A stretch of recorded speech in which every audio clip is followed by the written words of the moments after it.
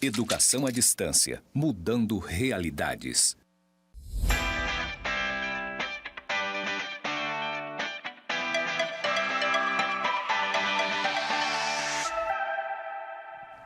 Bem-vinda, minha aluna, bem-vindo, meu aluno, professor Arthur Simpson aqui com você, unidade 3 agora, né? Vamos dar continuidade, beleza?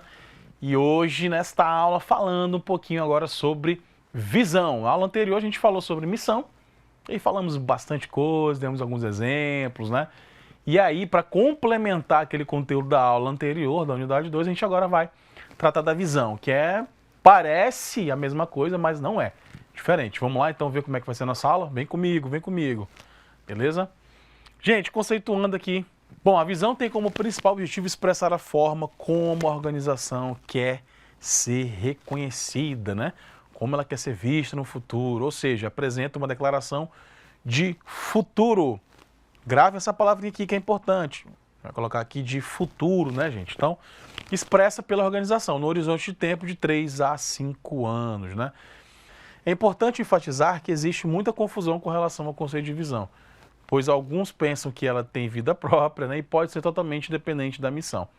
Mas isso não é possível, veremos a seguir por qual motivo, né, gente? Aqui então a gente vai falar um pouquinho agora sobre a visão, né? Então imagine uma missão cuja finalidade seja a melhoria de qualidade de vida de uma comunidade. A visão, preferencialmente, deverá estar alinhada com a visão, né, gente? Com a finalidade dessa missão, né?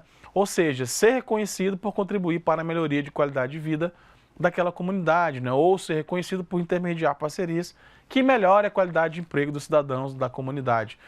Ou seja, né, para vocês verificarem essa compatibilidade. Não tem como você falar uma missão e uma visão totalmente diferente da mesma organização. Então elas têm que estar em consonância, em conjunto, né? Elas têm que estar, eu usar um outro termo que eu acabei esquecendo, estava na boca da língua aqui para falar, na ponta da língua para falar, e acabou que não saiu, né? Mas vamos lá.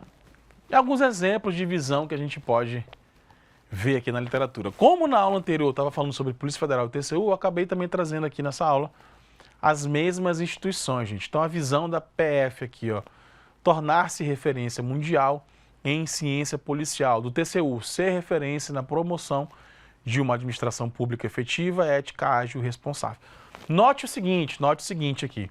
Na maioria das vezes, esse termo aqui, ser referência, né, tornar-se referência, é o que vai vir aqui na visão de uma organização. Então, as organizações gostam, né, dessa questão de ser referência. Professor, também, o verbo tem que estar no imperativo aqui, né, ser, desejar, enfim, né? Não, gente, nem sempre vem, né, com esse mesmo verbo. Vê aqui, ó, tornar-se referência, né? Então, mas na maioria das vezes é respondendo essa pergunta, como que você quer ser visto no futuro? Então a PF, né, como é que ela quer ser vista? Referência mundial em ciência policial, né? O que é tornar-se referência? Você fala assim, olha, eu estou lá na Bélgica e falo, olha, né, a Polícia Federal que faz essa técnica de perícia aqui, por exemplo, de conseguir identificar sangue, mesmo quando qualquer superfície foi lavada, é a Polícia Federal do Brasil. Eles são especialistas nisso. Então isso é uma referência. Não que ela vai ser essa referência em tudo, mas em algumas áreas específicas é natural que aquela instituição, pela própria expertise que ela vem adquirindo ao longo do tempo, ela seja referência. Por exemplo, nós tínhamos uma empresa brasileira aqui, que é a Embraer, né, que era referência na fabricação de jatos médios, né, de aviões, né, de avião. A Embraer é referência mundial. Se eu não me engano, assim, de cabeça eu não sei, mas a 3ª, 4ª maior empresa do mundo com relação à fabricação de avião. E era referência em jatos pequenos, jatos médios mundial. Ou seja, tem uma empresa no Brasil que é referência. Então, a ideia de ser referência é isso. Pô, quero ser reconhecido como referência em tal área, especificamente em tal área. Isso é muito comum, sim, né? E por que você traz isso na visão? Para você fazer de tudo para alcançar aquele teu objetivo de ser referência. Beleza? Essa é a ideia. Por exemplo, aqui no TCU que a gente está vendo. Promoção de uma administração pública efetiva, ética, ágil e responsável.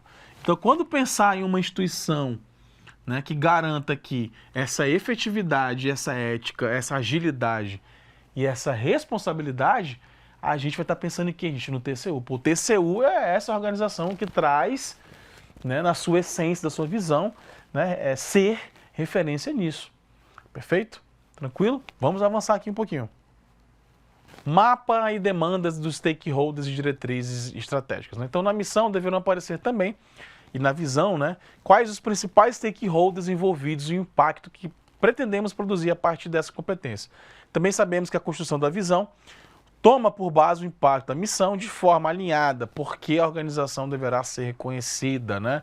As ações a serem contempladas na visão e que propiciarão o reconhecimento dessa organização já levam em consideração as demandas dos stakeholders. Uma outra coisa muito comum que as organizações privadas utilizavam era um tempo, gente, era um prazo, não uma data mesmo. Por exemplo, ser referência nos negócios que atua nos próximos 20 anos. Então era muito comum. Ainda tem algumas organizações que utilizam isso. Colocar realmente a data, ali, um prazo, uns 10 anos, 15 anos, 20 anos, 5 anos, 3 anos, enfim. As organizações acabaram, né, por não colocar mais a data. Por qual fator, professor? Por qual motivo? Justamente porque a data, se você não alcançar aquilo, dá uma sensação de fracasso, né? Então, pô, não fui, né, não me tornei referência na ciência de polícia técnica, enfim, mundial. Então dá uma sensação de fracasso. Então, por isso que elas acabaram omitindo aí essa questão temporal. Então hoje é mais comum realmente somente ter a frase, não colocar ali 5 anos, 3 anos, porque dava essa sensação de realmente, pô, não consegui, mais uma vez não foi alcançado, aquela pequena sensação de fracasso, isso não é legal para a organização, né? Então não existe mais. O mapa dos stakeholders, agora falando, já vimos que os stakeholders são todos aqueles que possuem interesse em uma determinada empresa ou uma organização. São as partes interessadas, né, gente? Representadas por pessoas, pela sociedade ou por outras organizações, né? Que afetam ou que podem ser afetadas, né, pelos seus projetos e processos, né? Para mapear stakeholders, qual que é a dica, né? Identificar todas as partes interessadas que contribuem para a entrega dos produtos e serviços ou que são beneficiários. Então isso aqui, no momento de planejamento estratégico, a ideia é que você consiga pontuar todos os stakeholders, né? Então todo mundo que tem diretamente ou indiretamente um envolvimento com aquela organização precisa ser comunicado, né? Precisa ser comunicado, né? Para que você reconheça se a sua missão, se a sua visão estão sendo alcançadas da maneira eficaz. Beleza? Avançando mais um pouquinho. E aqui os principais tipos de stakeholders, né? Stakeholders internos, os diretores daquela organização, os empregados, né? Stakeholders externos, né? O governo federal, os poderes executivo, legislativo, judiciário, os órgãos públicos, os partidos políticos, os fornecedores e a sociedade em geral. Aqui são alguns exemplos de stakeholders. Pode ser que você consiga ampliar, né? Colocar outros stakeholders. Tranquilo também, não está errado, beleza? Certinho. E aí, gente, a gente avança, né, para as diretrizes estratégicas, né? Então, o que são essas diretrizes estratégicas? Elas são determinações, orientações de caminhos, de procedimentos, de negócios, de políticas que irão influenciar a construção da visão da organização. Elas devem ser construídas a partir de uma rodada de ideias, né, com os diversos stakeholders e serem refletidas na visão, tá, gente? Na visão. Então, aqui a diretriz é o quê? Ela vai determinar, ela vai dizer, né, como que você consegue, por exemplo, um objetivo mais específico para cada stakeholder, né, para cada parceiro, para cada parte interessada. Então, uma diretriz, ela tem esse poder, ela tem essa característica de nortear, de deixar aquilo mais claro, mais específico, perfeito? Essas são, então, as diretrizes estratégicas. Gente, então, a gente termina essa aula falando, né, dessa visão que é complementar à missão institucional, né? Só lembrando para você que a visão tem que deixar bem clara como que a sua organização quer ser reconhecida no futuro, né? Então, vou colocar aqui até no quadro, embora a aula já tenha terminado, não se esqueçam dessa palavrinha aqui, ó. A visão tem que responder no futuro como você quer ser visto, como você quer ser visto, como você quer ser reconhecido. E também, gente, tem que ser uma visão, o quê? Uma visão real. Não adianta, por exemplo, né? Vou dar só um exemplo aqui, é claro, né? Mas uma organização, às vezes, ela não tem nenhuma expressão na sua localidade, na sua cidade, ela quer ser vista por toda a sociedade no Brasil, né? Fica meio difícil, fica mais difícil, na verdade. Então, a ideia é que você vá conseguindo alcançar a sua visão em patamares, né, hierárquicos, né? Então, se você tem um centro de saúde lá na sua cidade, de Porto Velho, por exemplo, usar aqui a nossa capital. Então, primeiramente, sua visão, ser reconhecido em Porto Velho como principal centro de saúde na área de doenças... esqueci aqui o exemplo que eu ia dar aqui, né?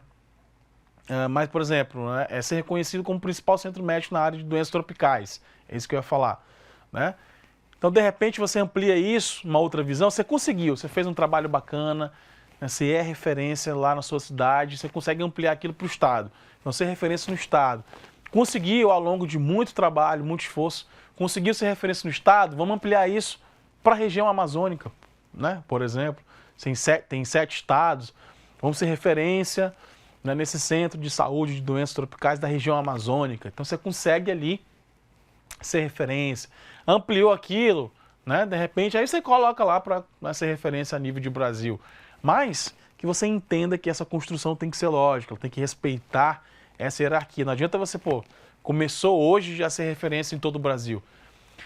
Nada contra, mas, né, o ideal é que você consiga formar ali a tua base, né, você conseguir ali errar, aprender com o teu erro, ir evoluindo e, consequentemente, você vai se tornar, assim, uma referência.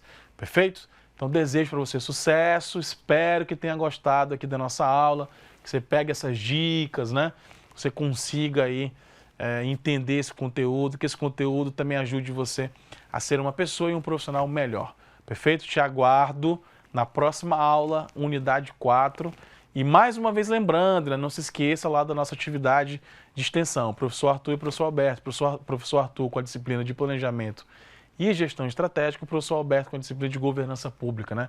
A gente quer que você faça uma pesquisa aí em alguma instituição pública, né, que ela traga, né, que ela tenha ali a sua governança, né, e que ela também traga ali a sua missão, visão, valores e a sua estratégia de forma explícita. Você faz essa consulta, dá uma olhada nessa organização, nessa instituição, né, traz para o teu trabalho, coloca lá no teu trabalho e faz uma análise, né, com aquilo que você está aprendendo aqui no curso. Professor, estou aprendendo isso, aquilo, X, Y, Z. Percebi que nessa organização que eu fui, a missão está um pouco alterada, a visão está errada, sei lá.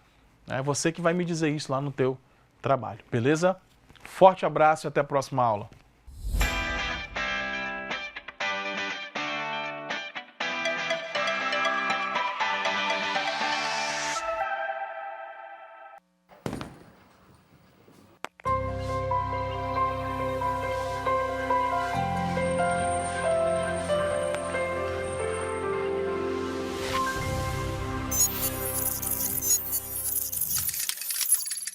Educação à distância, mudando realidades.